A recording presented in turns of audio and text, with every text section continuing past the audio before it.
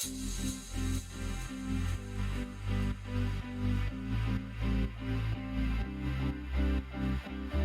queer friends, are you ready to be inspired? Welcome to Season 5 of Coming Out and Beyond, a podcast that shares stories from the lgbtqia+ community. Here's your host, Anne-Marie Zanzal. Happy National Coming Out Day. Welcome to Coming Out and Beyond. This is Anne-Marie Zanzal and my two wives. My work wife, Barb Rowlandson. Hello, Barb. Say hi. Hello. And then my real life wife that I sleep with every night, my wife, Tonda McKay. Unless I'm snoring. Unless you're snoring, then I go in the other room. Yeah. So we are very excited to talk about signs that you may not be so straight. This is National Coming Out Day. It's October 11th. And if you are in the process of coming out today or telling people that you love or telling, maybe doing a Facebook post, we want to wish you luck. And we are so proud of you for doing that. If it is not safe for you to come out, we want you to know that we see you and we value you and we want you to be safe. But we are going to have a tongue-in-cheek episode of signs that you may not be straight. And before we start this, I want to say that the only person that can name your sexuality is you. Even if you checked all the boxes that we're going to talk about, you are the only person that can decide your sexuality. So enjoy the episode. I have two of the funniest ladies in the world with me. And so let's talk about that. Where are they? We're going to start this show with what my wife, the old dyke, always says. It looks like a duck. It walks like a duck. It quacks like a duck. It's a duck. Swims like a duck. Might be a duck. Right. So It fucks like a duck. Yeah. I find it we're going to have to mark this one explicit, Barb.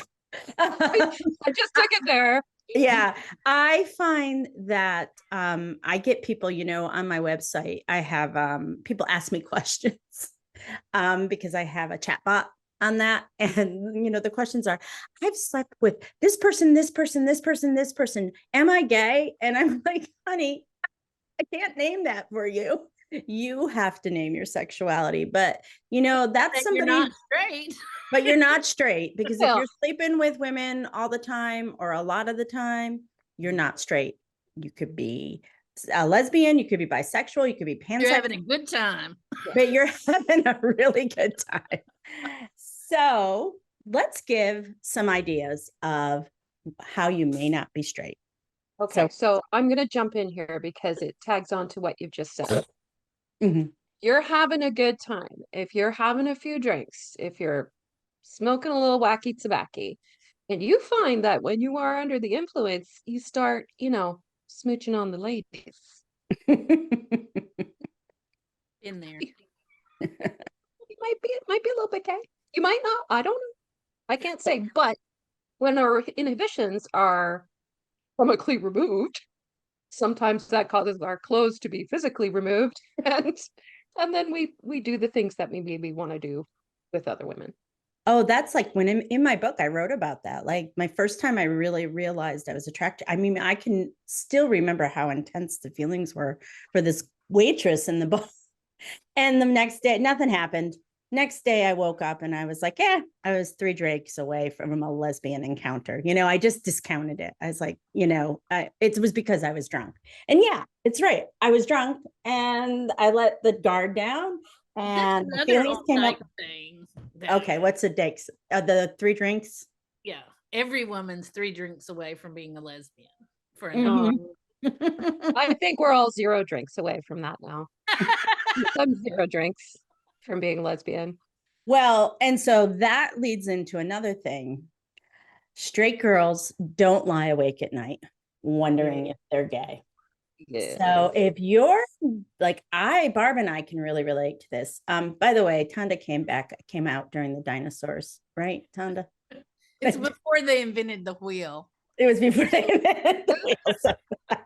So, but Barb and I can tell you. Well, no, Barb probably can't tell you this so much because when she came out, she had a catalyst and it was like all news to her, right? Well, yeah, but I do resonate with the whole lying in bed at night because there was a point where when my catalyst and I were just friends, she started dating somebody and then she told me about it. I'm like, oh, I had a sleepover with this woman. And I remember lying in bed at night going, harumph. I got a little attitude about it. Like, why does this bother me so much? Oh, because I wanted to be the one sleeping with her. But Mhm. that also is another indication. If you have a friend, a really close friend, and they get a new boyfriend or whatever, and you're like somehow jealous, you're like, don't like that person, you don't want them spending time with that person, maybe because you want to be in bed with that person. Well, Mhm.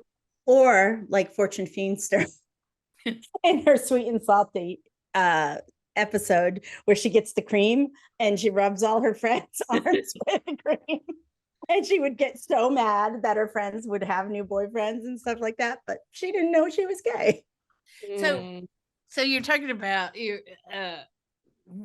So I am such an old lesbian that I remember when Rosie O'Donnell, nobody knew if she was a lesbian or not. Well, yeah, we did, but she Yeah. didn't name it. Yeah. Okay. Um, I remember when she was at a pro-choice rally, and she goes up to the microphone and she said, "The only people who should have complete control over my body are me and Michelle Pfeiffer." And that's how she came out. Well, Right? I mean, Yeah. although there's probably straight women that would let Michelle Pfeiffer have complete control of their body, but I remember it because I'm like, she just came out, I think. So getting a little bit back to the straight girls wondering whether they're gay at night, I did lay awake at night a lot thinking of it. And for me, that saying was the saying that, like, how somebody says something and you turn a corner? Mhm. Somebody said straight girls don't want lie awake at night wondering if they're gay. I was like, oh, I thought everybody night, wake at night wondering if they were gay. And remember Barb in Lotus Group Coaching, one of our members, she didn't believe us. And so then she went out and she like polled all her straight friends and she Oh, came yeah. reported that no, they don't lie awake at night wondering if they're gay. Absolutely. And you know what? I can remember too, like, it's not just that, but like if your fantasies revolve around, say, if there's a man starting in your fantasy, Mhm. but it revolves around like the really like romantic stuff, the connection stuff, but not so much the sexual stuff, you might be a little bit gay. You might be looking for the kind of connection that is more easily come by with women, right? Because we're so good. We are so good at those, like fostering those bonds and the eye contact and the loving caresses and the loving conversation and the attention.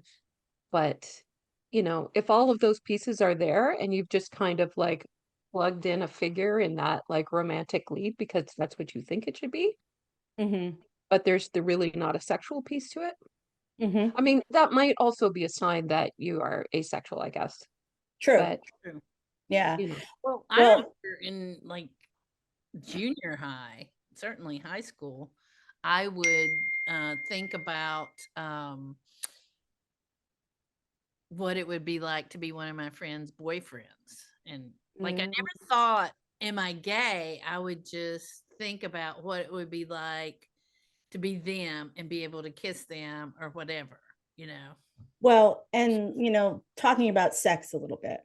Um, if you are sleeping with your spouse, your male spouse, and you're pretending that he's a girl, Oh, that's yeah, I used to do that. So that is a big sign. I really remember it at the end that was a really, really big sign for me. Like, I was like, my fantasy was that that person was a girl. And another thing too, if your sex life with your spouse is non-existent, it may mean a lot of things, but if it's non-existent because you do not want to sleep with him, you may not be as straight as you think you are. Also too, you watch lesbian porn. A lot of women do it, and they watch lesbian porn because it's the only way they can get any type of gratification. And so they watch they watch porn because they want to be able to fantasize about that. Or when you were Not good. and by the way, it's not good and it's not representative of lesbian sex, but you don't know, you don't. Well, I think that arena is getting better. I think there are a lot more women and queer women who are making porn now that is like ethical and is a little more representative of our community and what it's Fletcher really like. concert is almost Well, like lesbian porn. yeah. Well, lesbian porn also is made for the male gaze, right? That's what happens with lesbian porn because we're reduced to a fetish. And so that's why lesbian porn made by men also focus on the things that lesbians never focus on. Right. And so if you watch a lot of lesbian porn or lesbian TV shows, are you addicted to lesbian TikTok? Yeah, if your algorithm is, revealing. So like Yeah, you get your a lot of algorithm is revealing. Are you on lesbian TikTok looking at all those cute little studs that are 25? Or cute little mask center guys, girls. Oh my gosh. Yeah. I like all the women who are like, well, I'm straight, but they're talking about how beautiful these women are, and it's that's sort of revealing too. You know. Mm-hmm. Mm-hmm. Can we talk about friendships here for a second? Sure. Because like I feel like, and this is just going back to like my personal experience, but like my friendships with women, like historically, have been like so intense. Like it's almost like falling in love with a friend, right? Or maybe it is. But without the sexual piece. And it's like, you become so much to each other and just have like these intense friendships with women. And I think it's because like it satisfies something that we need in relationship that we can only get from women, Right. right? Mm-hmm. So the only piece that, when I think back to like my friendships, my longest standing friendships with women, especially as we were just forming those friendships, like we were, you know, more or less like falling in love, but without the sexual piece, Mm-hmm. Mm-hmm. But right? I had the opposite experience. I was too afraid to, I mean, I have tons of acquaintances, tons. I've always had tons of acquaintances and acquaintances / friends. But a lot of my friendships, I was very almost afraid to get too close because if I got too close, I was worried that something would happen. Now, this was not conscious, this was more subconscious. And also, extending that a little more, and I'll never forget one of my first retreats I had, and there was a lot of women, most of the women there had children, and we were talking about trying to fit in with the straight mommies and like how all of us really like we did it all. I mean, we did it, but we just were like, I have so many other interests than my husband's and my kids. I want to talk about other things besides, Billy making the basketball team or my husband being shitty at work. I just want to talk about something Yeah. else like that. And so a lot of times, like if you're in community with a bunch of straight people, does it feel off to you? Do you feel like you don't quite fit in?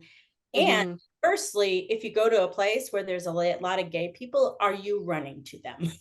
Right, right. I Yeah. remember you talking about that in a podcast. As you were saying, like you would go to a party and you'd Mhm. like make a beeline for the queer people in the room, Yes. whatever their gender.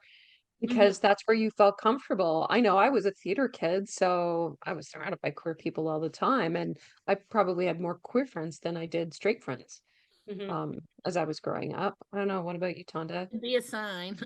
I I didn't have I have friends from high school that have come out now, and I mean we played softball together, and if you looked at pictures of us you'd be like, why didn't y'all know?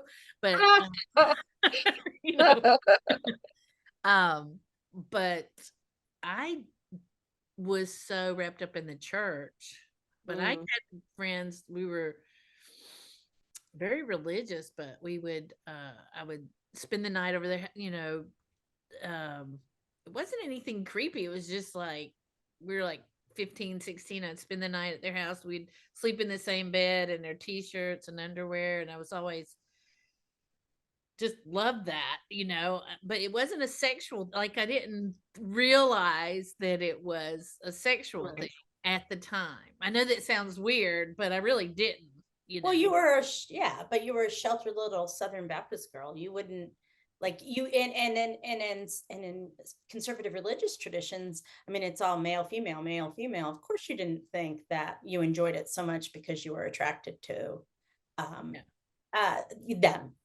And I tell you, what I've found is that a truly straight woman, they'll just take their clothes off in front of you, no problem. Because they don't think Mhm, about it. They're just like, and uh, if you're in lesbian spaces, you're not gonna a lot of times want to, get dressed in front of your friend's wife or whatever. I noticed that difference, but Mm.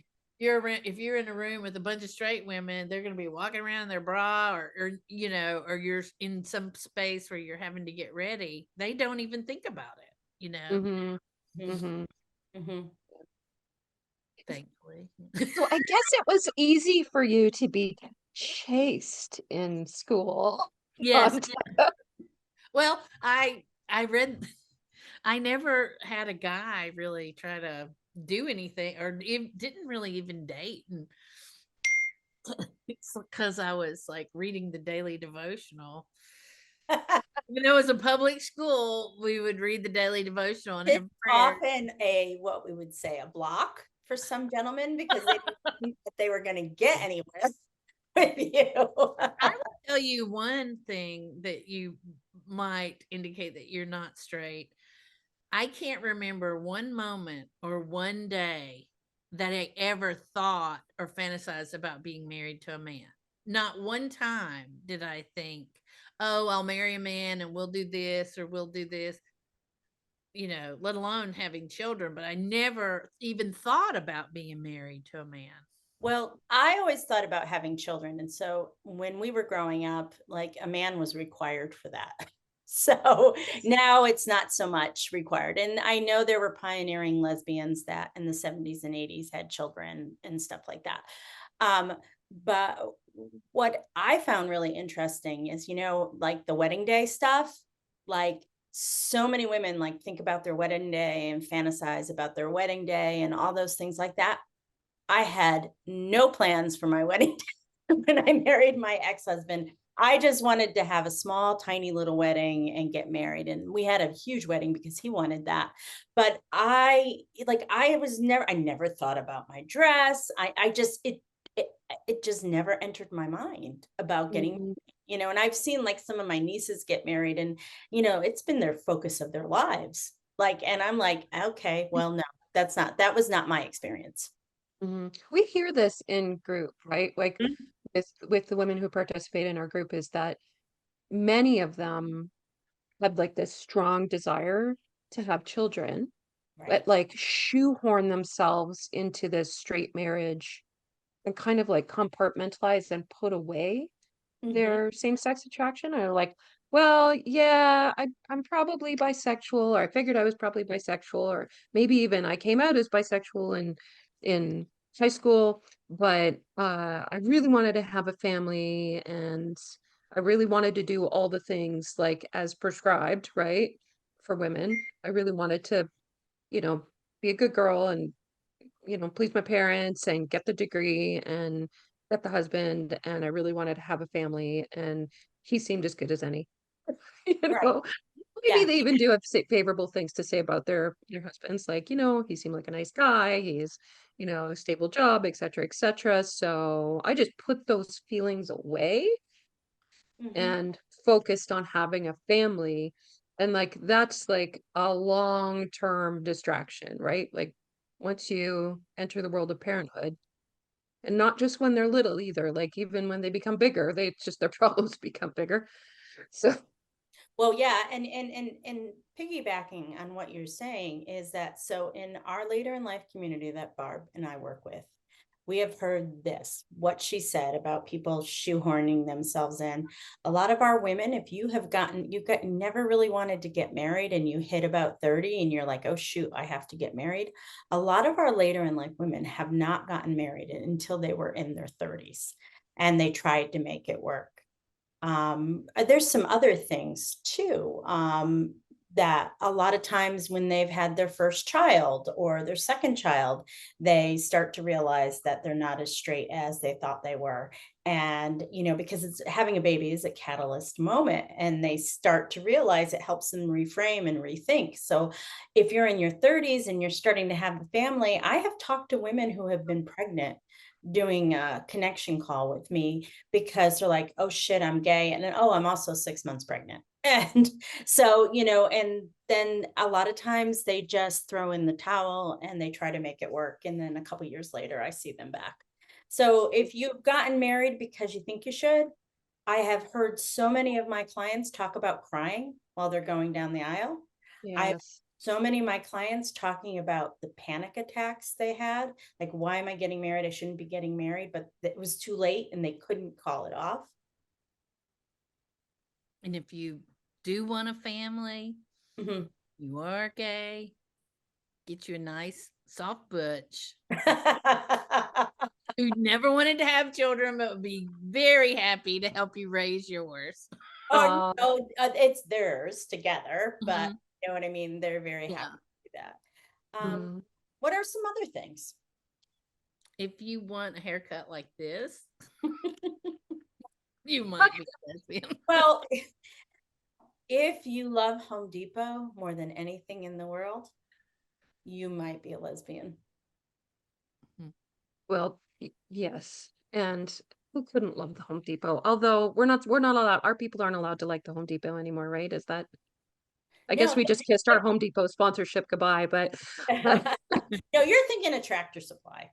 Yeah, Tractor Tractor Home Supply. Depot, that was okay, okay. All I right, stand That guy is not no, the involved guy with that, Home yeah, he Depot anymore. started Home Depot. He's a Trumper, but he has nothing to do with Homo Depot anymore. well, I'm allowed to go back to Home Depot now? Yes, yes. Yes. Great news. All right, so now we're going to give you some funny things. If you love flannel and Doc Martens, you may not be straight. If you wear your keys on a lanyard, you may not be straight. If you love carabiners. You may not be straight. If you have more than 2 kayaks, you may not be straight. If You you ever want to find women, they're out on the water in the summertime. if you have more tools than Bob Vila, you may not be straight. And I'm so dating myself with Bob Vila right now. Let's say somebody else, somebody younger. Chip Gaines.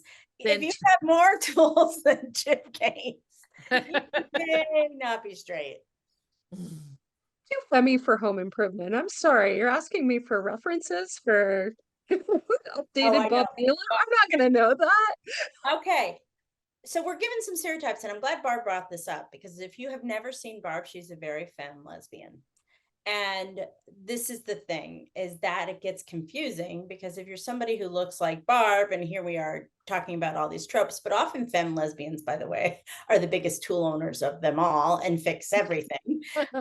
Not Barb, but a lot of them are. But you like do Fortune Feimster's wife, her wife is femme, but she says that she fixes everything. everything. So yeah.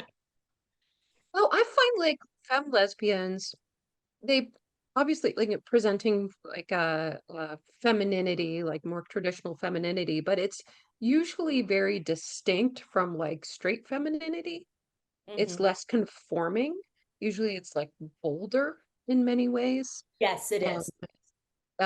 it's like you're never gonna find, the Lululemon puffy vest, fly, what do they call those horseback riding boots? Like that's just not that's such a straight way to be feminine. Sexy. That's And what they call those horseback riding boots. what do they call them? Sexy. Sexy. Oh, okay. Yeah, femmes tend to be almost like hyper femme. Yeah, like Yeah. and almost like a well, but those are high femmes. There are femmes that are not high femmes. I know we're talking a lot of terms here. If you're new to the community, you may not know what these are, but femmes is as like Barb explained it, and then a high femme is almost that's the second thing Barb's explaining, like the person that's so hyper feminine, but is with is with a woman, and she's often with a butch lesbian that's 6 inches shorter than her, but. Dare you call me out like that? What are some other things? If you like, if you would never be caught in a dead in a dress, you may be a lesbian. If you've watched every single episode of the L Word, Or any other lesbian content show. If L Word or Below Your Mouth or what was Mae Martin's show? Feel below, Good. below her Oh, mouth will make you a lesbian if you're Below not. Your Mouth will make you a lesbian if you're not one already. What does that mean, below her mouth? Hmm. Hmm. Hmm. Gentleman Jack for me. I'm sorry, the period drama. Mm-hmm. All Gotta right. love. If you and your That's because spouse, you like the butchness of the yeah, lead. I like, The and she's straight too. She's straight. Yeah. That's don't burst my bubble. That's not fair. Yeah, she's straight, the actress. She was in Bridgerton. Yeah. Mhm. But Is also, it Bridgerton? yeah. But She's- also too, like with hold on. Keep losing my train of thought. Barb Tonda, you're gonna have to do a lot of editing with this. Give me some other places. if you really, really like Aubrey Plaza, even though she's straight, you may not be straight. If you play Billie Eilish and Chapel Roan on repeat, you may not be as straight as you think you are. If your hair is purple or pink, green. You may not be as straight as you Right. think you are. And I thought this wasn't a thing, but if you have a thumb ring, apparently it's like a thing. Mm-hmm. Mm-hmm. Oh, okay. I didn't realize that. I guess I have to go thumb ring shopping. If you wear a ton of tattoos, though, a lot of straight people do. If you don't wear a ton of tattoos, you may not be as straight as you think you are. If you have been with your husband a long time and you guys look at women together, you may not be as straight as you think you are. And this is a caveat here. Your husband's drooling over a woman and you don't care. So let me tell you about that. My Yes. ex-husband and I used to check out women all the time, especially breast. And we would look at them all the time, especially when we were on vacation and stuff like that. And people were in their bathing suits and stuff. And it was a very fun activity. I had no jealousy whatsoever. But if I was ever at a beach and my wife was checking out another woman, I would kill her. She tried that with me at first, and I'm like, no, we're not going to play that little game because I don't want to know that you think that her breasts are pretty. No, we don't do that. The only people we do that with now is people on TV that neither one of us is ever going to meet. We're allowed to ogle Sophia Charlize Theron. and Charlize Theron and all the various other pretty women that are out there. We are allowed to ogle them. Okay. So but I just know for future reference, if there's ever an extremely localized tornado over Nashville, That'll might be be one of you raining down.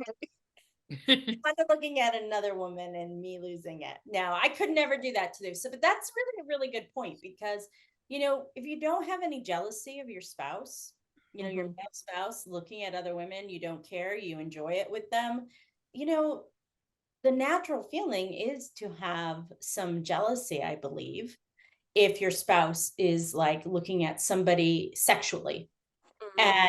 And I realized that when I was with Tonda is that I do not want to watch. I don't want to turn and see her looking at another woman. I just don't.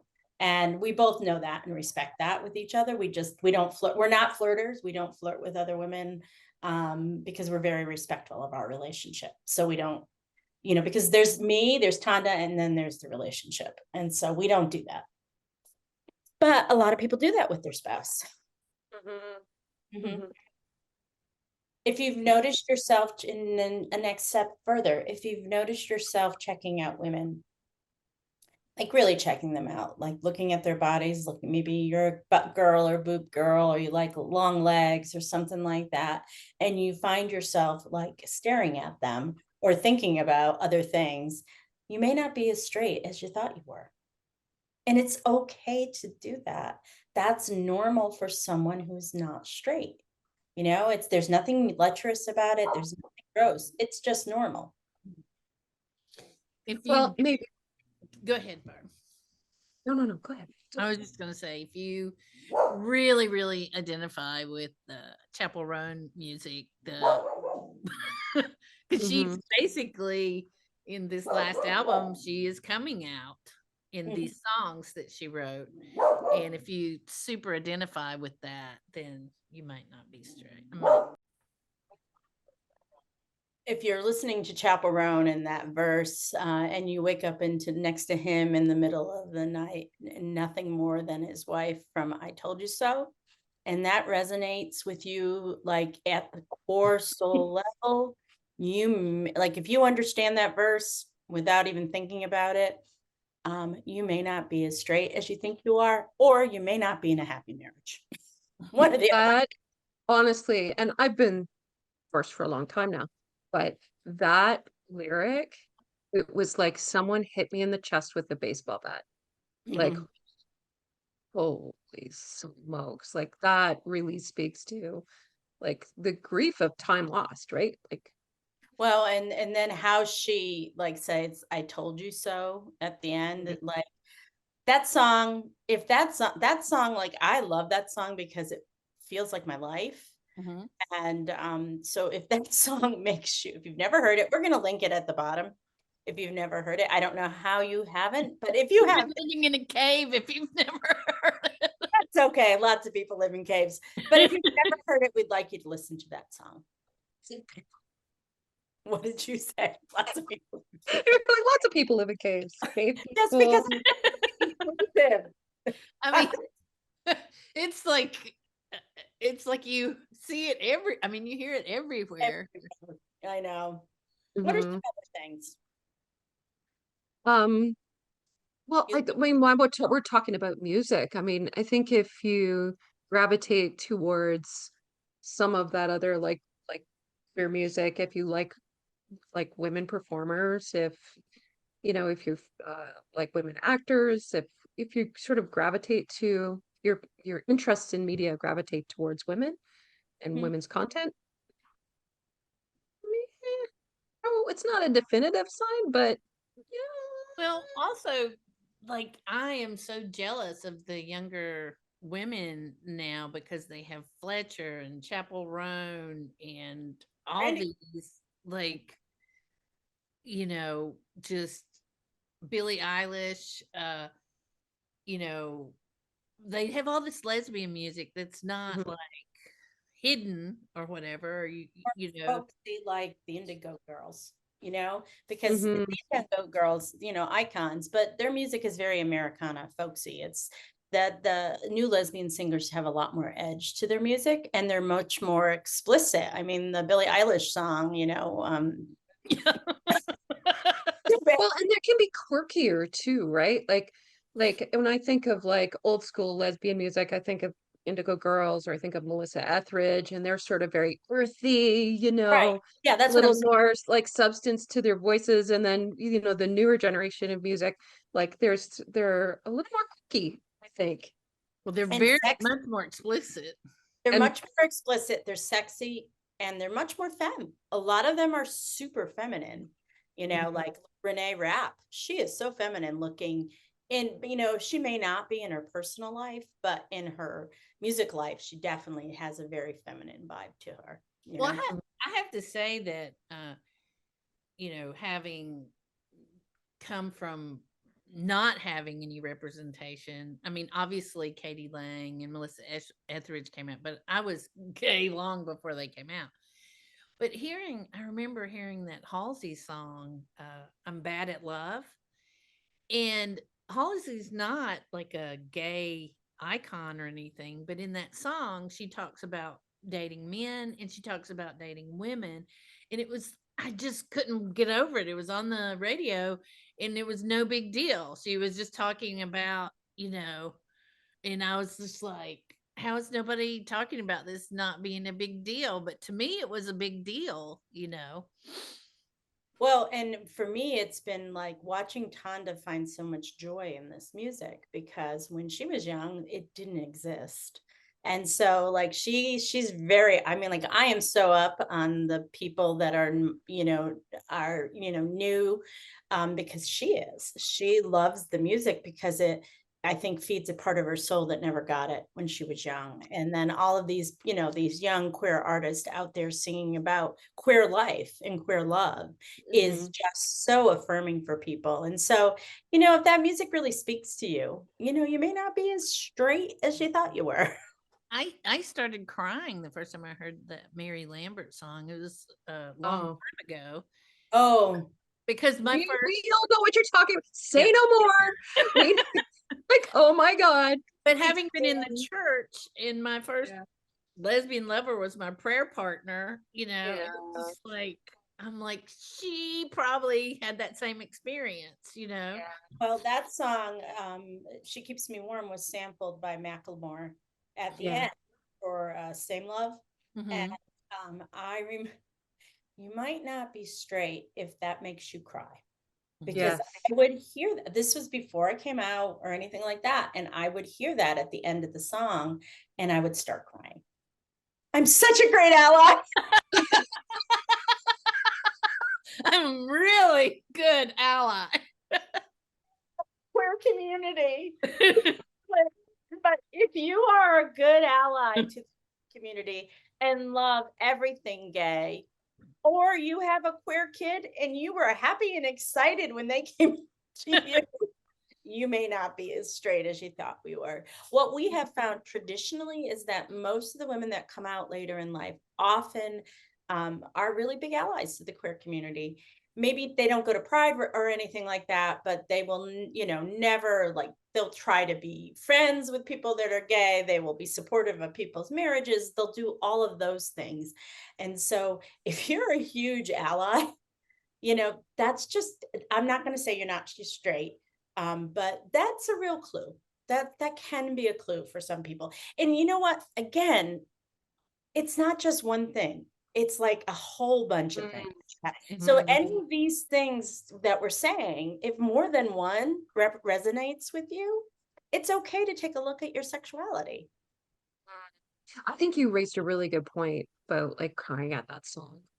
I think if you're like hearing a song or watching a film or a television show and there's something, you know, it's something queer related and it's tapping into an emotion for you that maybe sometimes like our emotions just come out and we don't know why and we don't understand our own feelings. And I think for later in lifers, that is often really, really true, is they're really trying to sort out their own feelings and they don't understand their own feelings. So if you find yourself like suddenly weeping at the end of a television show because, you know, a lesbian couple got married or broke up or whatever, and you're like, why am I crying about this?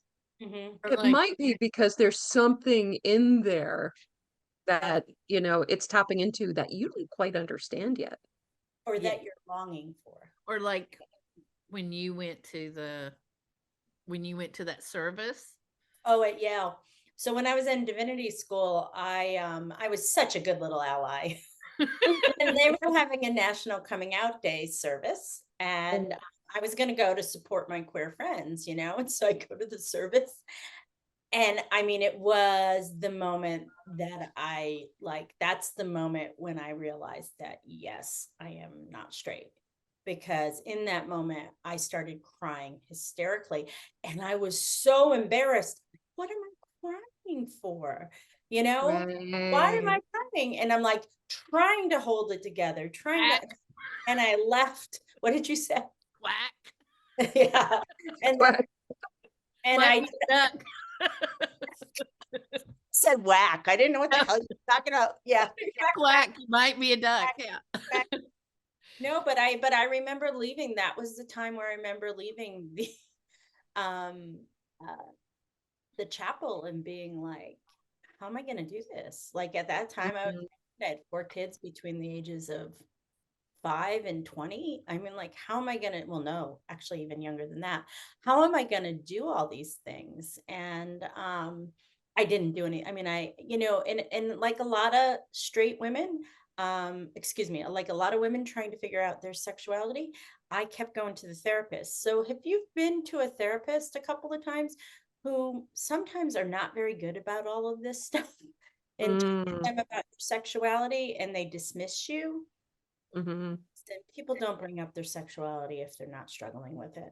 If you are Googling in the middle of the night, am I straight or am I a lesbian, or test to see if you're a lesbian or test to see if you're not straight, then there's a reason why you're doing that, You're because not 100% straight if you're even taking that test. right. And the thing, because someone who's straight, it's not a worry. They don't think about it. You know what I mean? So I remember doing all of those things. And, one of the reasons people find me organically is because I remember the Googling in the middle of the night. Am I not straight? So like, for example, I Googled, am I late in life lesbian? That's what I Googled. And that's how I found the Facebook group that changed my life.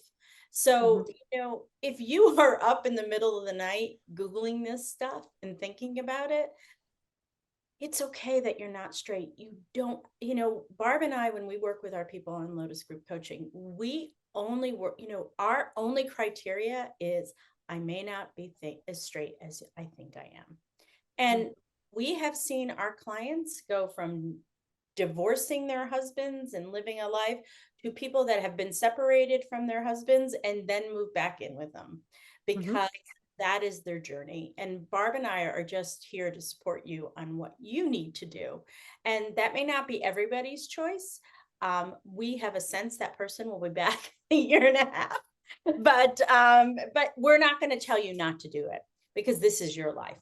This is life. You need to live your life.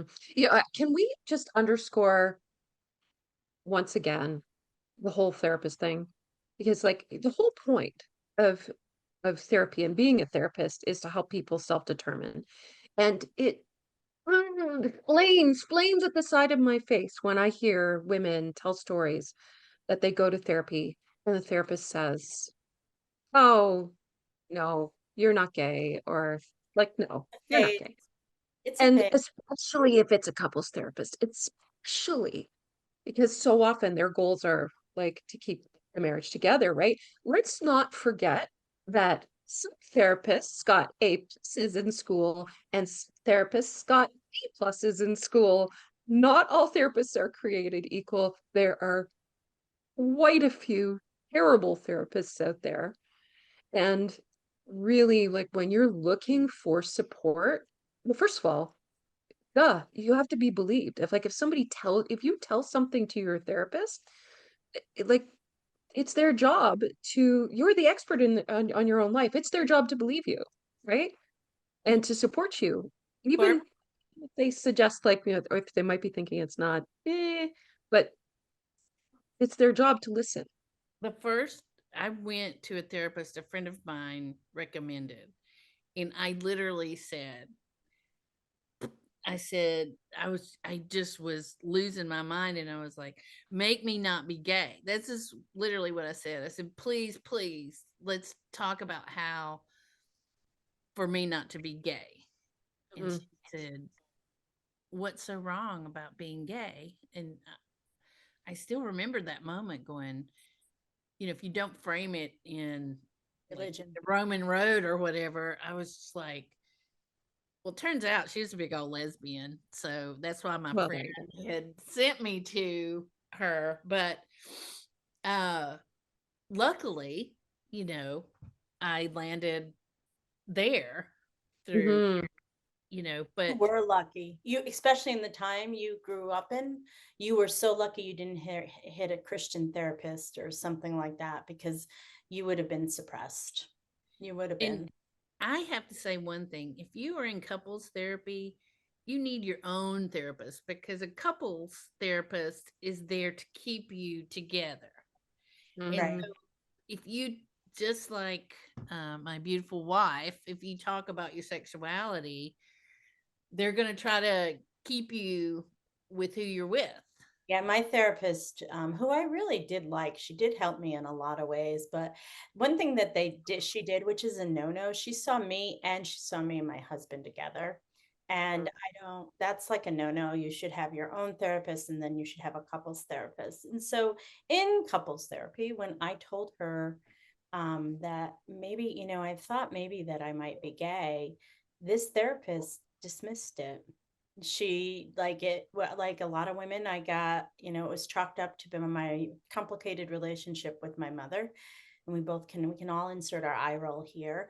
And that was, and I've really reflected a lot about that. And I think that she really liked my ex-husband and I, and her role was to keep us together.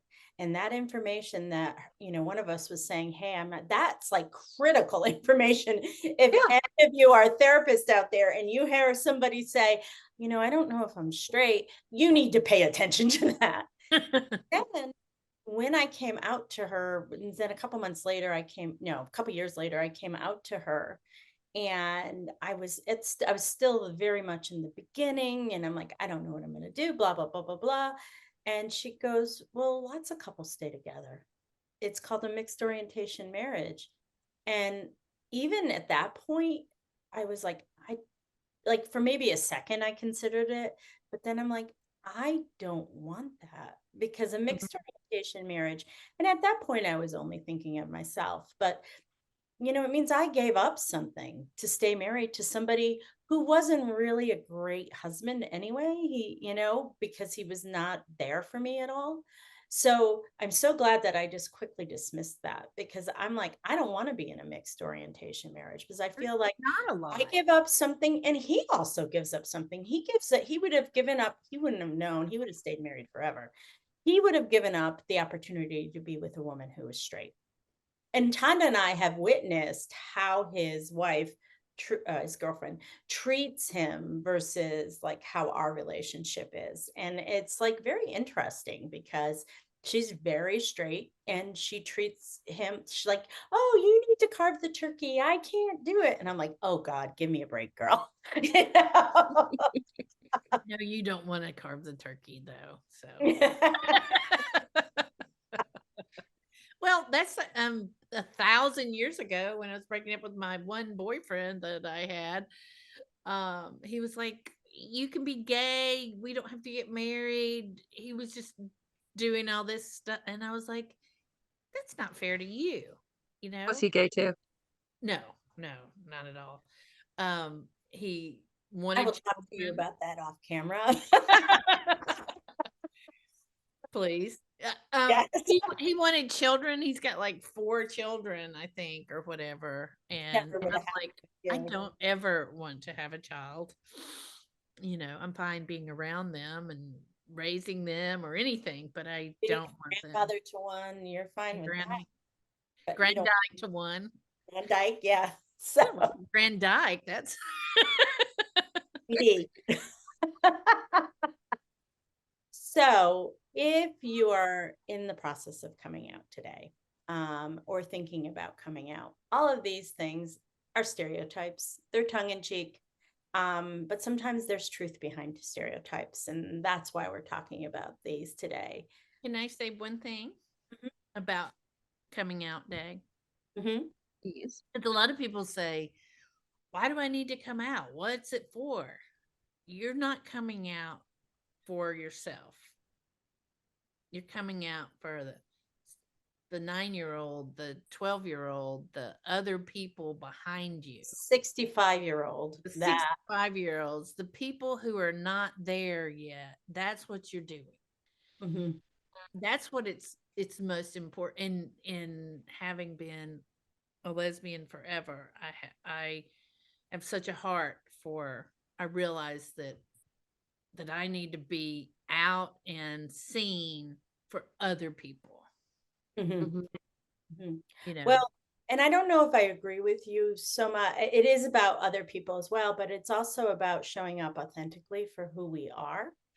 And Mhm. so if sometimes I had the lovely Wes Schmitz on the show, and I was on his show, Two Bottles Deep, and he said that when I said this to him, it really changed things for him.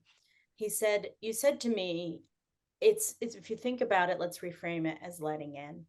You know, who do you want to let in to your queerness? And we really strongly advise you, don't start with the hardest person. Mhm. Start with somebody that you think is going to be accepting and loving to you, or, Start with a queer person. start with a queer Yeah. person. Go If to a you queer have any, bar, sit down next to a queer person and say, "Hey, it's coming out day. I'm gay." And they'll go, "Yay." they will. You know what? You can make an appointment with Barb and I and tell us and not tell anybody else, and we will go. Yeah. Do you know, I have been the first person so many people have ever told that they were gay. And it has Mhm. been greatest honors of my life to hear that information from folks. So Barb and I get this all the time. People come to us. And so if you are making an appointment with a coming out coach, you may Mhm. not be as straight as you think you are.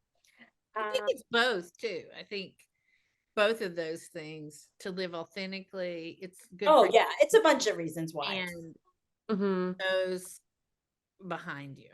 Well, Mhm. because visibility matters. And that's why Gen Z at this time is the biggest queer generation ever. They identify at 30% because they have had visibility. And visibility is also what is behind this boom of later in life people coming out. Because all of a sudden we see other people, we need that experience of shared common humanity. So we see other people like people like us. One of the reasons I came out on Facebook 3 years after I came out was because I wanted to show people that you could do it at any age. Because I had before that, there wasn't a lot of people coming out on Facebook that had been married and with children. I mean, Barb and I really, we came out like at the beginning of this sort of revolution of people coming out later in life. We were like, the first wave. And Mhm. it's really interesting as we see more and more later in life lesbians, especially those who produce content on TikTok, Facebook, and Instagram. People are seeing this and they're like, oh my gosh, this is possible for me. I Mhm. do, although I've started down the straight road, I do not have to stay with it for. Mhm. So, Barb, can you give us our last words today? Yeah, I would say, like, if we could part with any thought, and I will scream this from the mountaintop every single day of my life, that if you feel hesitant about coming out, if because you feel like you're the only one, if you feel like you don't know anybody else who has had an experience, who's having an experience or has had an experience like what you are experiencing right now. Like, I know when I came out, I felt like I was the only woman in the world who was doing this at age 45. Mhm. I was so alone. You're not alone. You're not alone. There are legions of us. It is a movement. And Mhm. Anne-Marie, like you said, we were sort of at the first wave of, like, what, 7, 8 years ago, Yeah, when it's people started having some awareness that this is well, a thing. when in 2018, when I built my first website, it wasn't doing so good. So I hired somebody to do like a update on it. And, she asked what I was doing. And I said I was a coming out coach. And so then they did their research. There was nobody who labeled themselves as a coming out coach in 2018. This is how new Mhm. this movement is. And, and so finish up what you're going to say, Barb. Well, I mean, it is a newer movement, but it's also uh it's huge. And I think it always has been huge. I think there always have been queer women who have lived straight lives. It's just now there's the visibility to it. Like you just said, with other influencers, we have social media where we see things on TikTok and Instagram and whatnot. So we have visibility to it now. And I mean, it still astonishes me, even after doing this work, it still astonishes me the sheer number of women who come forward Mhm. to like later in life to say, I don't think I'm straight and I don't think I can be in this marriage anymore. Like that, it's if you're experiencing this, I want to emphasize that you are normal. You're not a freak. You're not the only person in the world who's experiencing this. There are absolutely legions of women in our later in life community who have gone through something so similar. So connect with those women, connect with them. Number one. Don't worry about finding a girlfriend. God forbid, don't worry about finding my person. Mhm. Find community, because community changes everything. The reason why it took me 10 years to come out, the reason why I worked this time is because I found community. If I had not found that Facebook community, I never would have met all these women that were doing the same thing at this time. And also my Meet wife your old dyke. meeting an old dyke in that, and the whole very quickly she knew the person that started the group. They wanted some people that were experienced, and Tonda had just recently broken up with her old partner, and so Tonda joined the group just to help out, and just waiting for someone to come in and go. I was in there for a while. I didn't, Yeah, How does sound like a bird of prey? Jeez. I know she was a bird of prey. Yeah, Let's be yeah. friends. Let's be friends. Okay, I can Just silently biding my time. Yeah, she was like, That scuttles along, and then I let's be friends. I'm like, okay. As Tonda says, you know how many women have told me let's be friends? Every single one of them. I just want to tell you a little bit of a historical perspective. Tonda, it's came out like 30 years ago or so. And she didn't know a lot of people that were later in life. It really didn't exist. It really wasn't until she was in that group and then met me. And then obviously with me doing all this work that I've been doing, like it's changed, right? Like, I mean, there was shame around being a later in life lesbian. And now in the Facebook groups, people talk about it and there's no shame around it anymore, which is really, really wonderful. And as Tonda Marilyn knows, was the only one that I yeah, knew. Marilyn was the only one you knew. And she was an anomaly. Tonda had a friend that came out like 45. 30 years ago, and she was like in her 40s. And she was the only one she had ever She known that. lost her mind. Yeah, she had her second adolescence. Yeah, So she did really she make it onto the mimeographed sheet is what I want to know. No, she didn't have to. I think you have to talk about this mimeograph sheet, which I find freaking hilarious. Oh, well, in Nashville, there was a couple who had a newsletter and they literally, it was mimeograph sheet. It was before the Xerox or whatever. And I think we probably need to explain what mimeograph Yeah, is. we do have to explain it. that funky smelling. Yeah, there was a piece of paper that had a carbon underneath it, a carbon paper, and that's how you could make copies. Oh my God, we're so fucking old. I mean, it quickly went to copies, but it was mailed to your house basically in the late 80s, early 90s. It was all like you had to find things in the mail. You had to find, you had to get on a newsletter. Social media. Well, and yeah, and also too, like, so Tonda, it's really interesting because in the beginning of my doing this, every single place we went, a late in life lesbian came up to me, right, Tonda? She was like so amazed because it's, maybe it's my aura or something, but we would, people would tell me their stories, and every single person was a late in life lesbian. It was like sort of freaky actually after a while, but I believe it was because I'm also on my path and this is what I'm supposed to do on my path. Okay, last word about National Coming Out Day. If you come out today, either friends, family, social media, you will have what is known as a vulnerability hangover tomorrow.